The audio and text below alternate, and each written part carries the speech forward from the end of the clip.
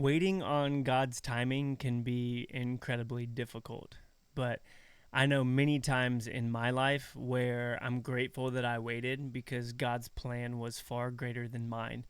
Today, we're going to talk about God's timing, a subject that can be very frustrating to come to grips with, knowing that God has ultimate control over his plan in our lives. And we as human beings can become very impatient. You know, he talks about how a day in his courts is like 1,000 elsewhere.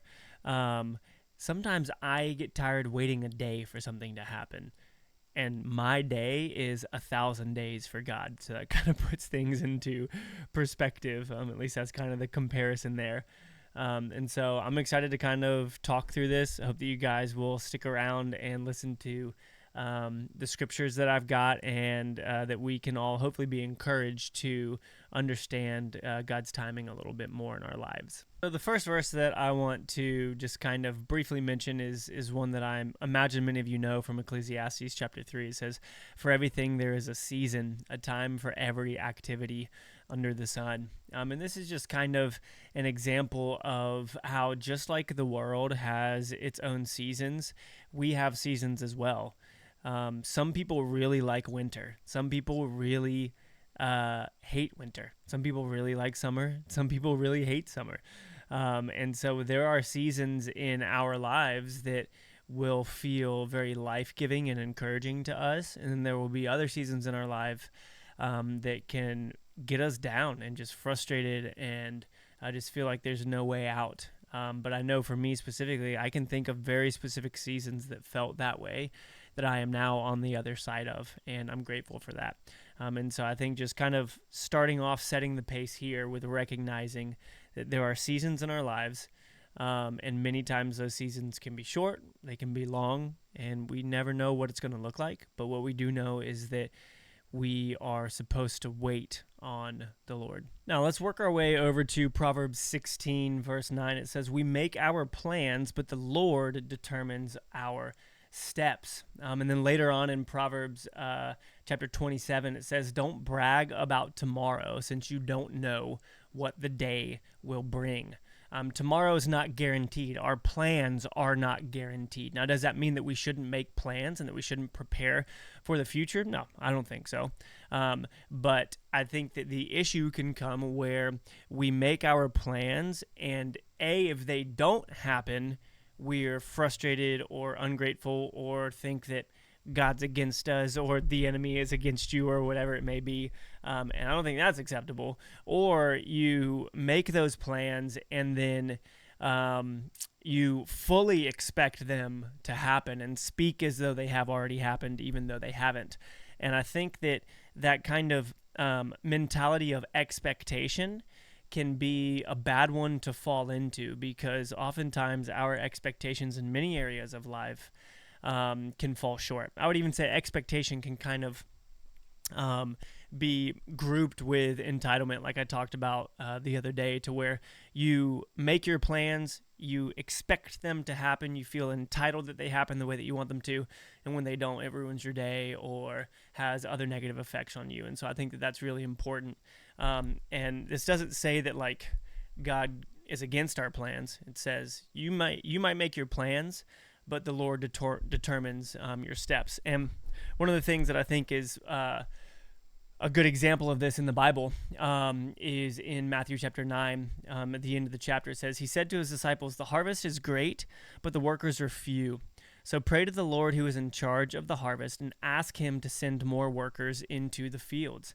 This is an example of something that is preparing for the future that takes time. A harvest is something that you look forward to in the future, and that takes effort and preparation and time. If you think about people that you've built relationships with, that maybe you've led to Christ, it isn't an instantaneous thing oftentimes. A lot of times it takes work. It takes years of building relationship, building trust, going through hardships together, and allowing the Lord to kind of show up in that. And so I think that this is a good example of a situation where planning for the future is here. Now, obviously, in the midst of these harvesters and these workers in the field, God is the one who's going to kind of choose those steps. So we might make the plan to go and make disciples, but the Spirit in us and the Spirit in others is what's going to kind of lead those steps. And so I don't want you to think about pushing aside plans or preparing for the future or anything like that. We still just need to recognize God's timing is ultimate, and we might make plans that we want to happen next week, next year, whatever, if it comes to family or work or a job or whatever, and it ends up taking a lot longer than that. Then if you recognize that the Lord is planning your steps in that, it can help those hardships or those momentary no's about your plans be a little more bearable. Now, one of my favorite stories in the Bible is the story of Joseph, so much so that I have it tattooed on my arm. So, like right here, you can see Joseph in the pit after his brothers threw him in there. And then right here is Joseph in prison. And then up at the top is Joseph on the in the palace and his brothers coming to talk to him. I absolutely love the story of Joseph. I think that it is an incredible example of the Lord's timing and how we are called to wait. So I want to dive into this story. Trust me, guys, there is so much goodness in this. And I did a sermon on this a couple of years ago. Probably like almost 6 years ago now. As I was reading it, the Lord just revealed something to me that I thought was absolutely incredible and like genuinely changed my perspective on his timing in my life. So let's get into that. So we're in Genesis chapter 40, okay? And many of you, I'm not going to go through this whole story, but we find ourselves in prison with Joseph. And many of you may know what happens. There's a baker and a cupbearer in prison with him. They get sent there because of different things that they did in the palace, and Pharaoh wasn't about it. So he sent them down to prison, and they both have dreams. And they wake up kind of scared. They talk to Joseph, and he's able to interpret their dreams for them. And in verse 12, he's talking to the cupbearer. Joseph says, "This is what the dream means." Joseph said, "The 3 branches represent 3 days. Within 3 days, Pharaoh will lift you up and restore you to your position as chief cupbearer. And please, listen to this, and please remember me and do me a favor when things go well for you. Mention me to Pharaoh so he might let me out of this place." He's in prison. "For I was kidnapped from my homeland, the land of the Hebrews, and now I'm here in prison, but I did nothing to deserve it." I think that it's very interesting that he says, "I'm here in prison, but I did nothing to deserve it." I think that that is something that we all probably say very, very often in our lives is why is this happening to me? Why is this happening to somebody else? I don't deserve this. And I think that it's just super relatable, first of all, to see Joseph dealing with that. But the cupbearer gets a good dream report, if you will. It says, "Hey, in 3 days, you're going to go up to the palace." And Joseph says, "Please remember me. Remember me when you get to the palace. Remember that through God's power, I was able to interpret your dream." In verse 20, it says, "Pharaoh's birthday came 3 days later. He prepared a banquet for all his officials and staff. He summoned his chief cupbearer and chief baker to join the other officials. He then restored the chief cupbearer to his former position so he could again hand Pharaoh his cup. But Pharaoh impaled the chief baker, just as Joseph had predicted when he interpreted his dream." Verse 23, this is important. "Pharaoh's chief cupbearer, however, forgot all about Joseph, never giving him another thought." Have you ever had times in your lives where you've done something for someone and it just seems like they completely forget about you? Like you did something and then they just move on and you're just like, wow, I feel taken advantage of. I've had that happen to me many times throughout life, and it's very easy to be super frustrated with it or annoyed. And I think that's because ultimately we aren't really aware of God's ultimate plan for us. And that's kind of what happens here. Joseph did something incredible. He interpreted their dreams for them. And then the cupbearer immediately, after he gets what he wanted, immediately forgets about what Joseph did for him and just kind of moves on. Now we go into the next chapter, chapter 41. Look at these first couple words. 2 full years later. Literally the next words that are written in the Bible, 2 full years later. Y'all, 2 years is a long time. And I'm guessing that nothing of significance happened to Joseph during those 2 years. He just stayed in prison for 2 years, for 2 more years. Crazy, okay? So 2 full years later, Pharaoh dreamed that he was standing on the bank of the Nile River. In his dream, he saw 7 fat, healthy cows come up out of the river and began grazing in the marsh. Then he saw 7 more cows come up behind them from the Nile, but these were scrawny and thin. These cows stood beside the fat cows on the riverbank, and the scrawny, thin cows ate the 7 healthy, fat cows. At this point in the dream, Pharaoh woke up. The next morning, Pharaoh was very disturbed by his dreams, so he called for all the magicians and wise men of Egypt. When Pharaoh told them his dreams, not one of them could tell him what they meant. Finally, the king's chief cupbearer spoke up. Today, I have been reminded of my failure. I appreciate at least the awareness of how messed up it was. But I've got something really, really cool to point out to y'all about this that I think is going to be really eye-opening. He told Pharaoh, "Some time ago you were angry with the chief baker and me, and you imprisoned us in the palace of the captain of the guard. One night the chief baker and I each had a dream, and each dream had its own meaning. There was a young Hebrew man with us in the prison who was a slave of the captain of the guard. We told him our dreams, and he told us what each of our dreams meant, and everything happened just as he had predicted. I was restored to my position as cupbearer, and the chief baker was executed and impaled on a pole." So here's what I really want to point out to you guys about this that I think is really going to be eye-opening for you. And that is that when the cupbearer got restored to his position and went up there, he forgot about Joseph, okay? But here's why that was so good, in my opinion. If the cupbearer had remembered Joseph and brought him out into the presence of Pharaoh, Pharaoh would have had absolutely no need for Joseph at that moment.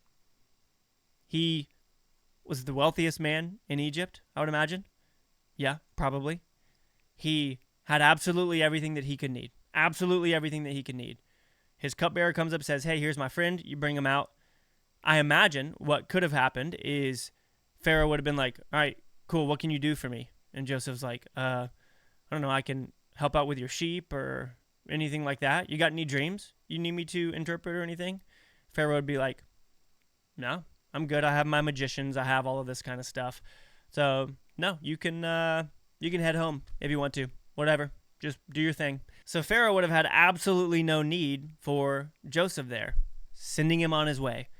And that, my friends, is why the Lord allowed Joseph to remain in prison for 2 more years, because he needed his plan for Joseph to be second in command of all of Egypt to be fulfilled.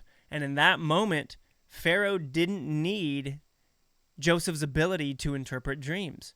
But 2 years later, he would find himself needing someone to interpret his dreams. And that is when I imagine the Lord reminded the cupbearer of Joseph in prison, had him brought up, and in that moment, Joseph could offer Pharaoh something that absolutely nobody else could. He was now valuable to Pharaoh. And as things go on, Joseph interprets his dream through the power of God and allows him to save Egypt pretty much by taking care of the land in preparation for a famine. And Joseph was put into second in command of all of Egypt because the Lord knew the timing better than Joseph did. Joseph wanted to get out of prison. He said, "Cupbearer, please remember me. Like, get me out of here. Get me out of prison." And then it just 2 years, biblically, in the way that is written in Scripture, just passes by in a sentence. But obviously, we all know how long 2 years is. That was probably another miserable 2 years for Joseph in prison. But he waited. He waited on the Lord. He continued to pursue the Lord. And when Pharaoh needed him, he was brought up. And because of that, he was valuable in that moment. And the Lord was able to bring him to a position of power in Egypt. Now, I really love this verse. I just kind of wanted to point this out in verse 16. When Pharaoh is talking to Joseph, it says, "It is beyond my power to do this." He's talking about interpreting the dream. Joseph replied, "But God can tell you what it means and set you at ease." I think that is a posture that all of us need to practice more, is kind of leading with, I don't have the power to do this, but God can do it through me. God can use me to do this. I think that is a great mental perspective to have, to kind of push against pride, or push against, I don't know, sometimes we just get stuck in ruts where we aren't pursuing the Lord, or we feel like we don't need him, or whatever it may be. And I think if we have this sort of posture, it helps us remember, like, no, I desperately need the Lord every single day. He is the one that gives me every breath that I take. Every morning that I wake up is new from him. And recognizing that kind of puts things into perspective for us. Now, I want to end with Lamentations chapter 3, verse 25 and 26. It says, "The Lord is good to those who depend on him, to those who search for him. So it is good to wait quietly for salvation from the Lord." I can only imagine Joseph in prison, depending on the Lord, searching for him, praying constantly, "Get me out of here.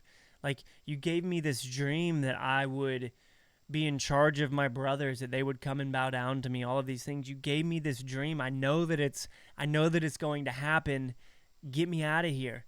And him just eventually having to just be patient, depend on the Lord for sustenance in prison, which I imagine was absolutely miserable, searching for him every day, searching for his plan, for what he wants him to do in there. It says it was good to wait quietly for salvation from the Lord. Again, the scriptures don't say this, but I doubt that Joseph was banging on the bars saying, like, "Get me out of here, I'm supposed to be in charge," or anything like that. Like, the time that we do see him in prison, he's talking to people, he's building relationships. And I imagine that many people went in and out of the prison cells next to Joseph while he was there for those 2 other years. And he was able to just talk to those people, depend on the Lord. And I imagine that he had many conversations with just random people in prison about Jesus, or about God at that point. And so I wanted to leave you all that. It's good to wait quietly for salvation from the Lord. It's good to wait on his plans for us. And yeah, I don't know. I absolutely love the story of Joseph, and it was super convicting when I recognized that if Joseph had been taken out of prison at that point in time, Pharaoh would have had absolutely no need for him, and God's plan wouldn't have been fulfilled. Like, we look back at that thing of, we make plans, God chooses the steps. Joseph knew what the Lord had given him in a vision, and he was making a plan of how it was going to go about. Like, "Oh, here's my plan. Tell him that I can interpret dreams and have him let me out." And he forgets. But the steps that the Lord used were patient ones, where Pharaoh was in desperate need of Joseph at that moment. And because of that, he was able to be fulfilled into the position of power that the Lord had planned for him. That's it for today's video. I hope this was encouraging for you guys. I'd love for y'all to comment down below. Also, if you're still here, just some times where you've had to wait in your life, as difficult as they may have been, and ways that you've seen waiting and how the Lord has used that to grow you. Yeah, love you guys. See you on the next one.